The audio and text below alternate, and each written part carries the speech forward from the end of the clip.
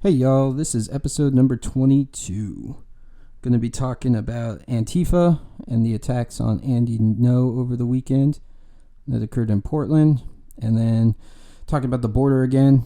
There's some representatives that went down there to look at these camps, and talk about what they saw in the pictures that have come out from them. So a little more somber and sad things to be talking about, but important things to talk about nonetheless. Thank you once again to Flavor Aid for creating the intro music you're about to hear.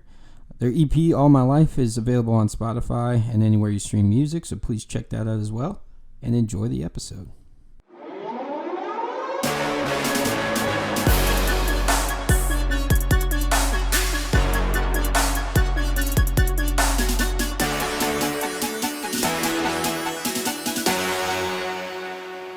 What's up, y'all? This is the Sovereign Individual Podcast. I'm your host, Eric Guerra. Thank you once again for listening. If you're liking what you're hearing so far, please subscribe, rate, and review the show, and share it with anybody you think might like it. Today I got a couple things that I want to talk about. We're past the debates and the recaps of those. And like I said, originally I was planning for this episode to be kind of a dive into the larger themes that I saw from the debates and kind of countering them from a liberty standpoint. But everything was pretty much, like, the main talking points were all things that I plan on devoting full podcast episodes to as it is. Things like healthcare, things like immigration, things like gun control. And so to try to kind of mash them all in together into a single episode didn't really make sense to me, because I want to give each one its own episode to kind of expand on the ideas and really dive into the minutia of it. So therefore, we're not going to go with that for the time being. So there's a couple things that I wanted to talk about from the weekend / today that I wanted to go over. So first, from the weekend, Antifa attacked Andy Ngo and others in Portland over the weekend. So Andy Ngo is a journalist. He is a mild-mannered, mild-looking, kind of just small Asian fellow.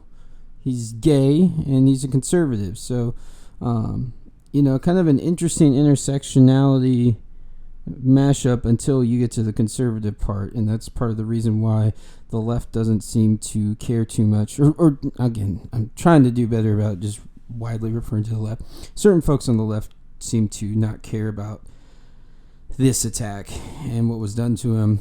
It's also getting into the thing where people don't like what Andy Ngo has to say, so they try to discredit him as a journalist and say that he's not a journalist because he doesn't report on the things that they prefer to be hearing, or he doesn't present the news in a way, or what he's reporting on in a way that is to their liking, aka not from a leftist standpoint or a leftist skew. He promotes, he's very much a conservative. It's kind of the same thing that they do with Julian Assange, where they don't like what he exposed and they don't like what he had to show the world, so they say that he's not a journalist, even though he's published information that has been far more revealing than anybody in the corporate media has in decades, for the most part. And the sheer amount of corruption and war crimes and absolute atrocities that Assange just exposed go far and above what anybody else has been able to do. Any other single individual has been able to do. So it's kind of the same thing with Andy Ngo, where they don't like him, so therefore they're going to say that he's not a journalist. As if being just a normal person and not a journalist makes it okay that he was attacked like this in the middle of the street. So he had his equipment stolen from him. He was beaten up. He's been in the ER.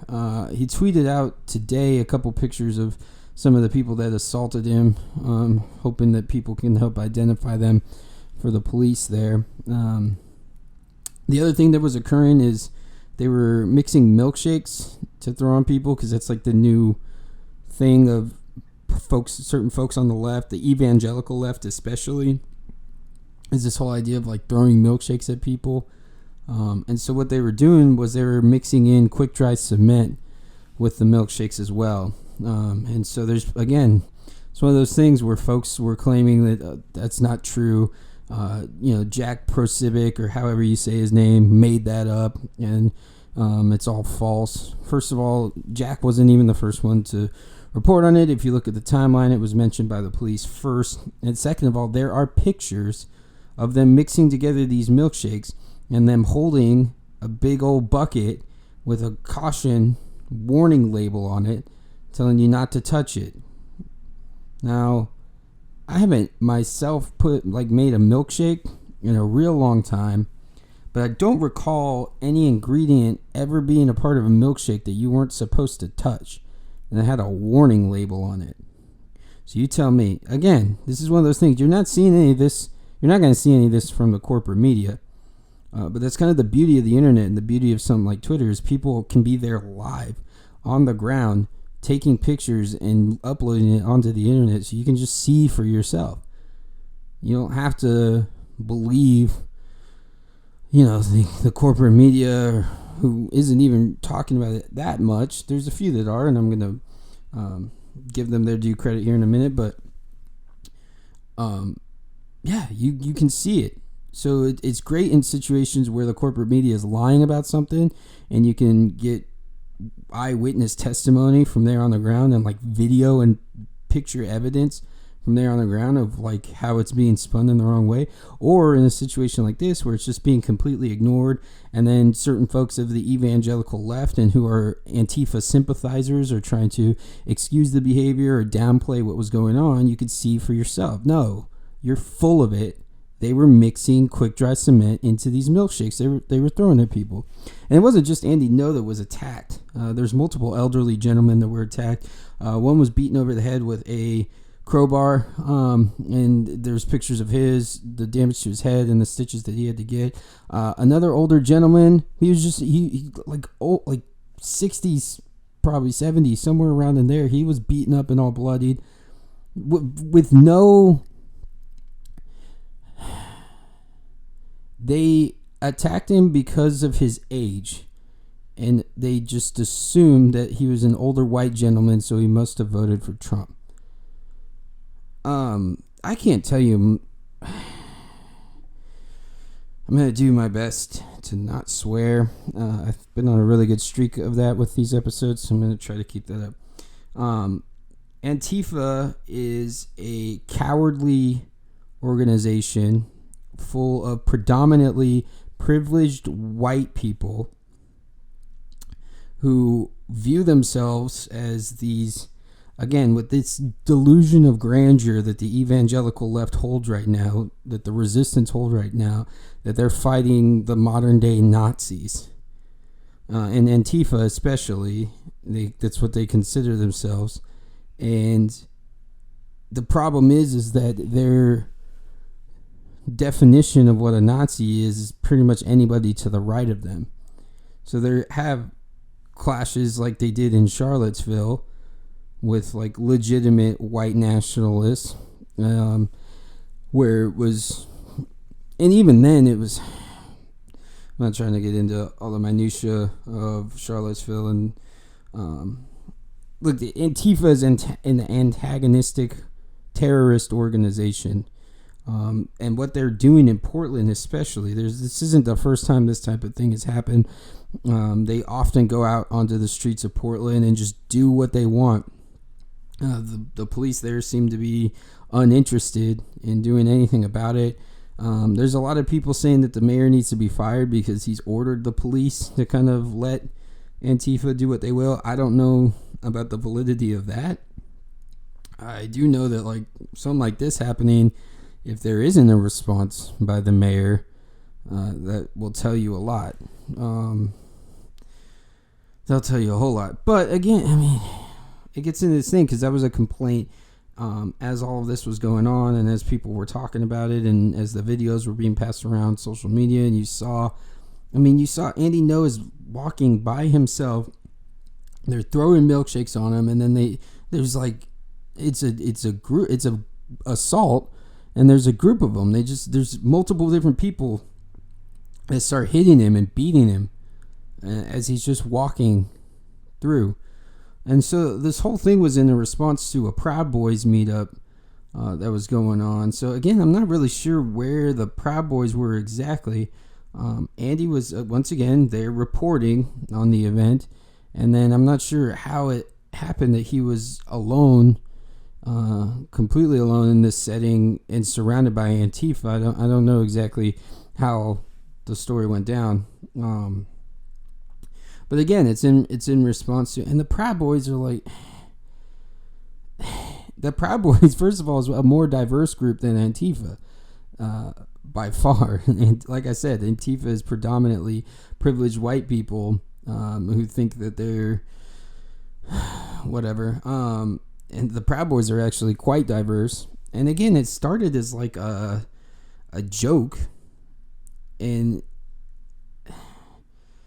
I don't know how deep I want to get into what the Proud Boys are, but either way, it's just disgusting to see this happen, and to see what this, like, Antifa, like, they're walking around with masks again because they're cowards. They only attack people when there's a single person that they can all gang up on. They use crowbars and bike locks and all kinds of other stuff. I mean, they're cowards. That's exactly what they are. And so what was really disgusting about this too, well, okay, let's talk about this real quick, because people were complaining about, where are the police? Why are the police not doing anything? And again, like I said, I don't know what the mayor may or may not have told the police. This is not a one-time occurrence. This is pretty common in Portland with the Antifa group. So it seems as if they've got a fair amount of leeway to do this kind of stuff in the city without much in the way of repercussions or consequences. But again, the police are under no obligation to protect you. The Supreme Court has ruled that. So when you're talking about situations like this, and you're asking where the police are, again, they don't have to come and protect you. So it's again one of these things where people have given this power to the state, that you're supposed to protect us, and operate under that belief that the state exists to protect you and that the police are supposed to protect you. But again, the Supreme Court has said there's no constitutional duty for the police to protect anyone except a person in their custody. So, yeah, that's not what,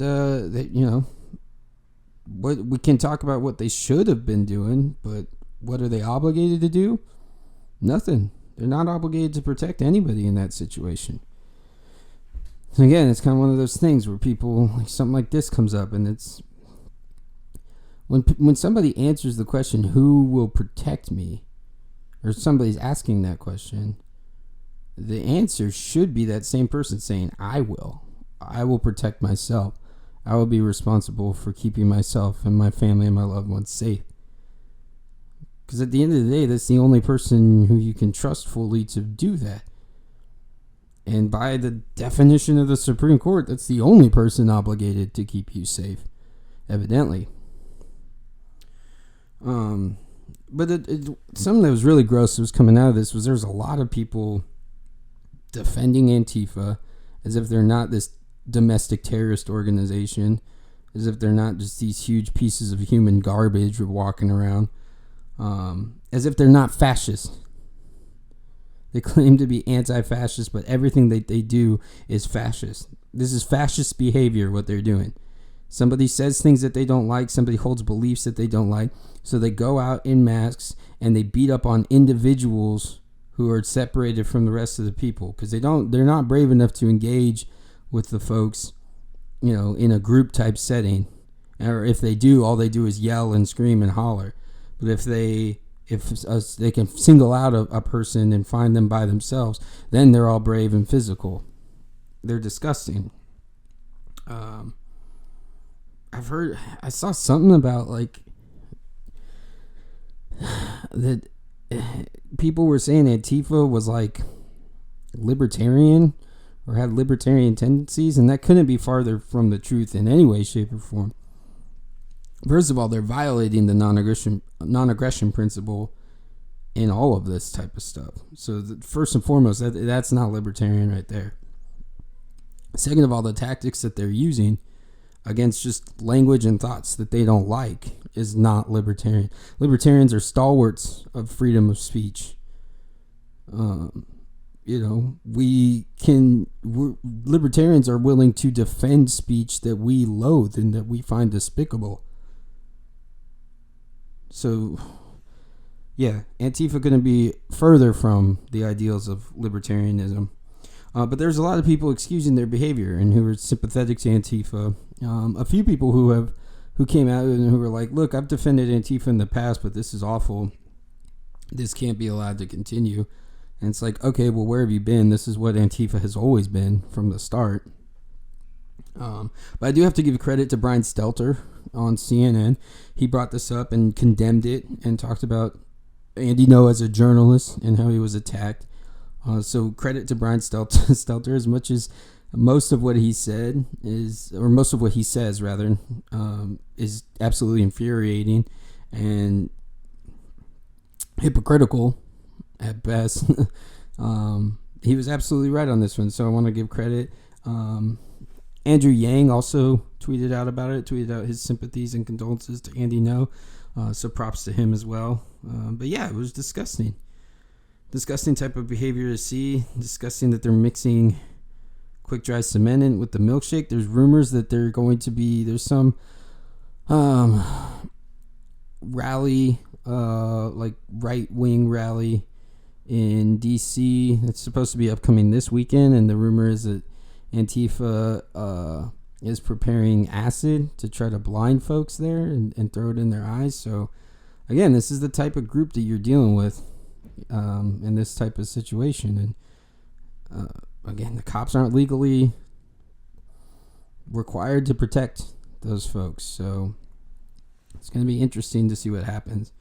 And we'll kind of keep an eye on that, and obviously I'll do an episode about it if whatever craziness may or may not go down this weekend.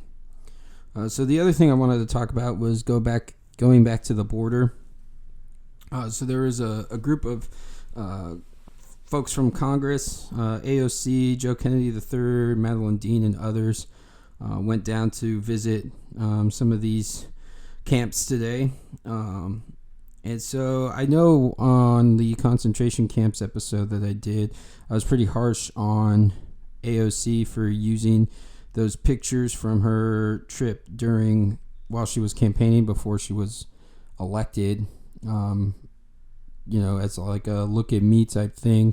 And the pictures were only of her, and they weren't showing any of these bad things that were happening. And I was saying she was making it just about her, which I still stand behind that. But I gotta give credit where credit's due, and she went there, and she's been talking about it today and posting about what she saw and what is going on there. So credit where credit's due. She's now making this about what's going on there, and how the people are being affected. So, that's encouraging to see.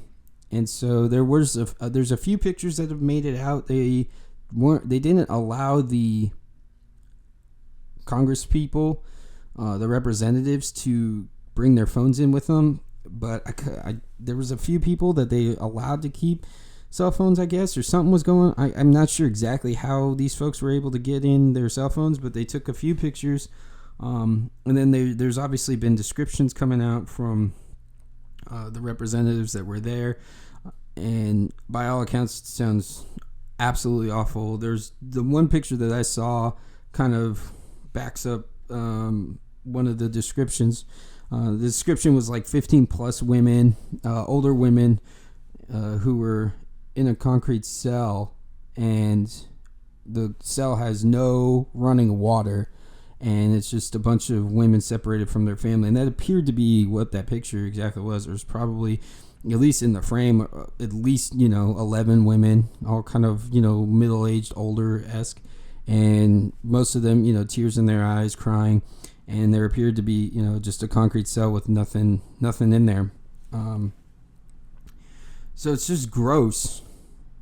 And again, like I said in that episode, it's pretty. I would hope it's pretty clear on whether or not I think these types of camps should even exist.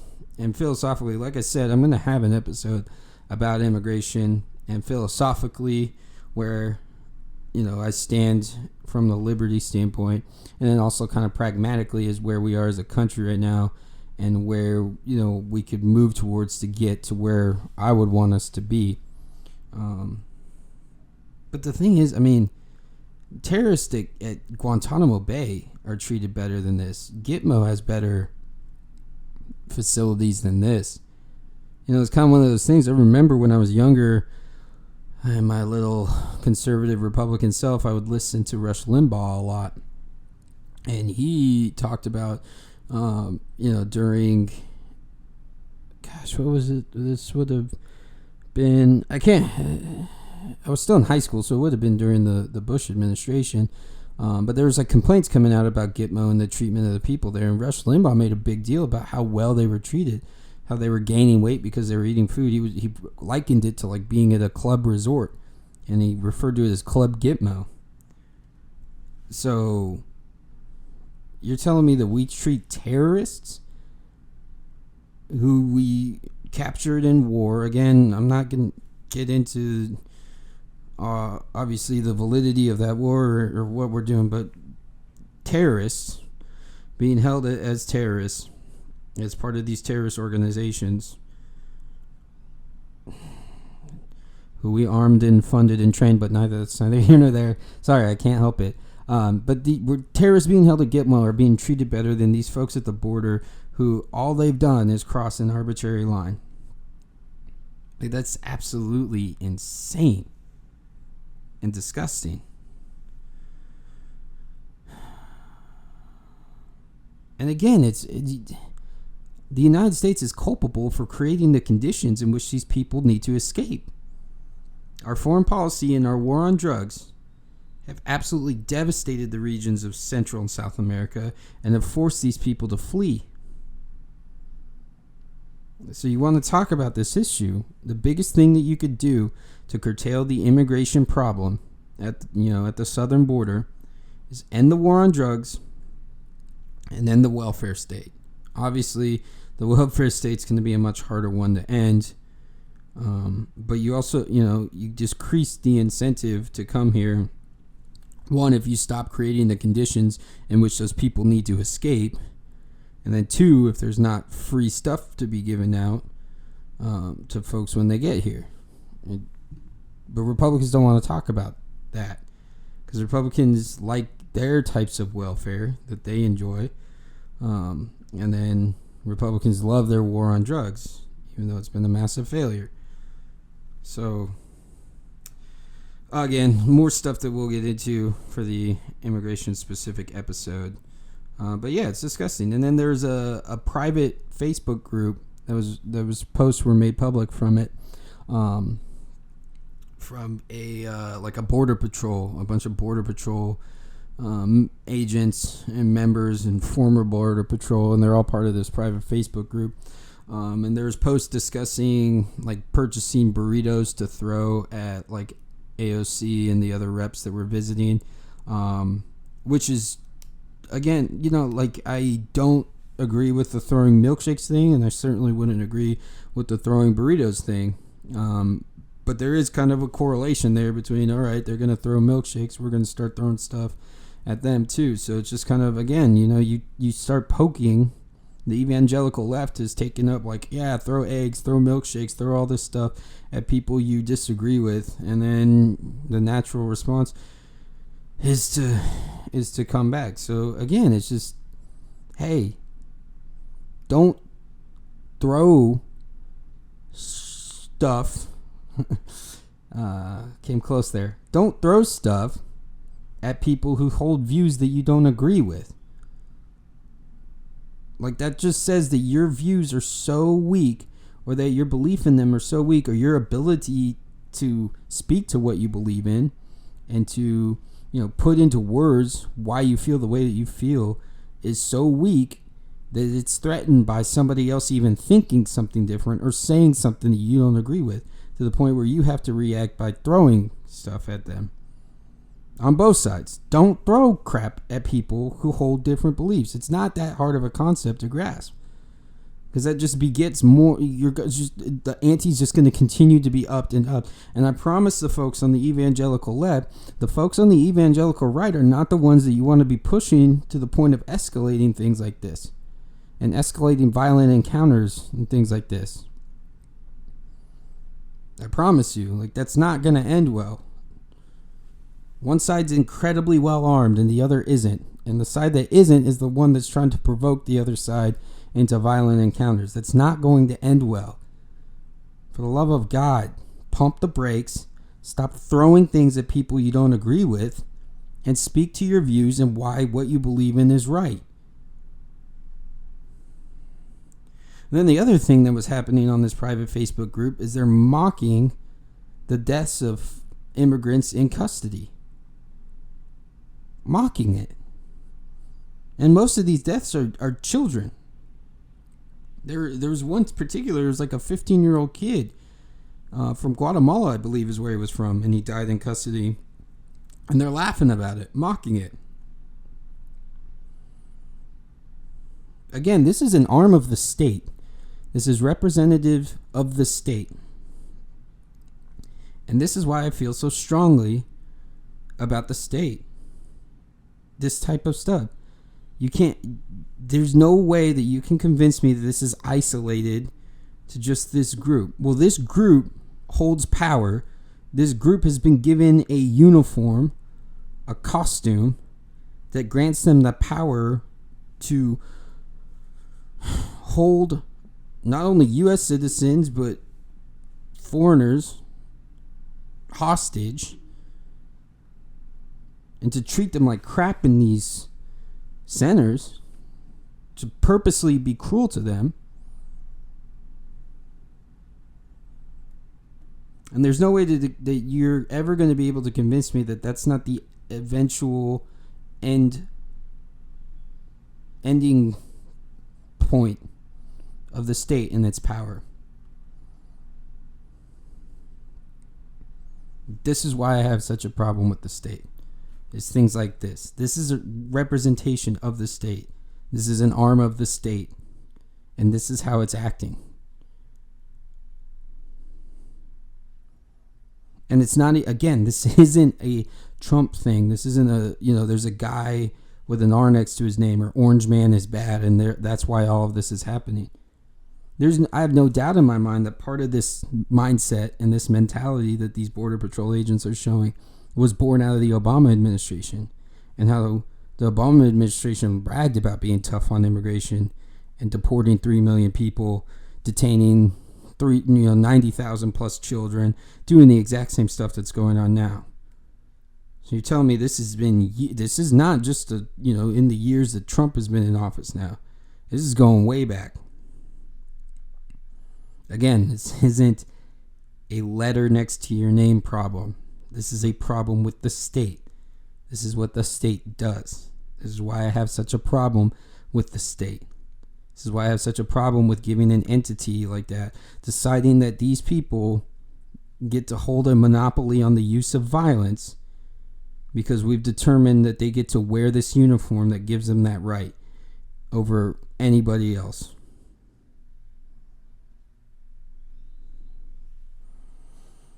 It's absolutely disgusting what's going on down there. Absolutely disgusting.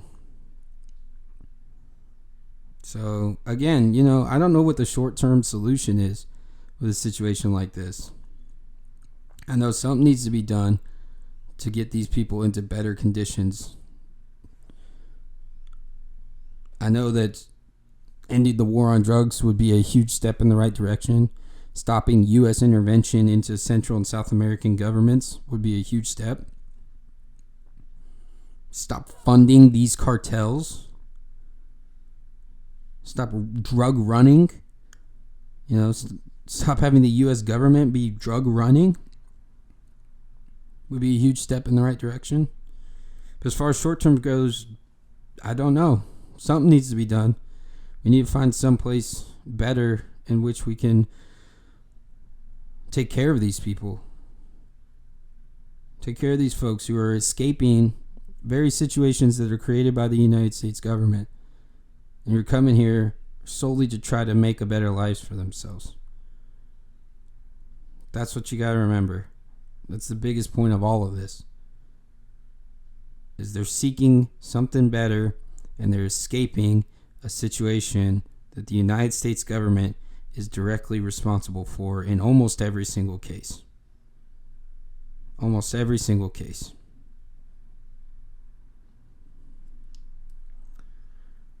So again, like I said, there's going to be an entire episode about immigration where I'll get into more of the philosophy behind open borders and free movement of people, how the freedom of movement is such an important part of your sovereign individuality, of you being a sovereign individual, of you having that self-ownership, that most important piece of property that you own being your body, and how the free movement of that is so important.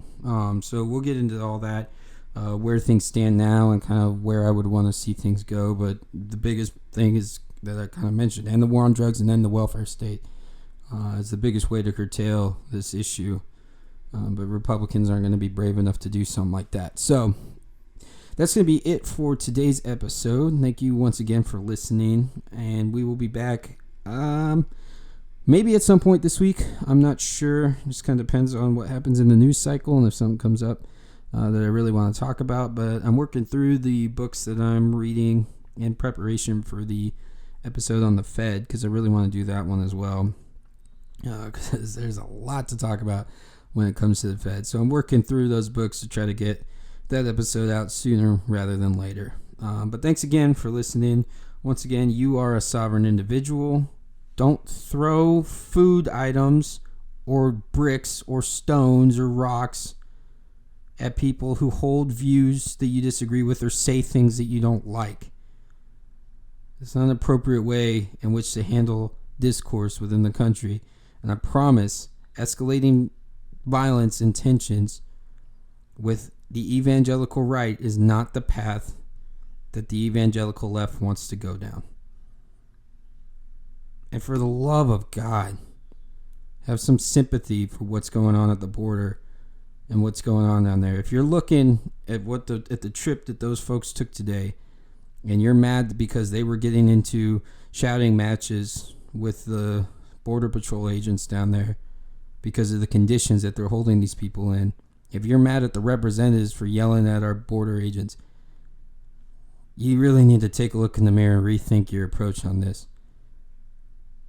Because it's atrocious what those border agents are holding those people in and the kind of conditions they're subjecting those people to. This will probably be the only time, one of the few times I ever say it, but Alexandria Ocasio-Cortez is right on this one. So just remember, they're a bunch of sovereign individuals as well. Thanks, y'all.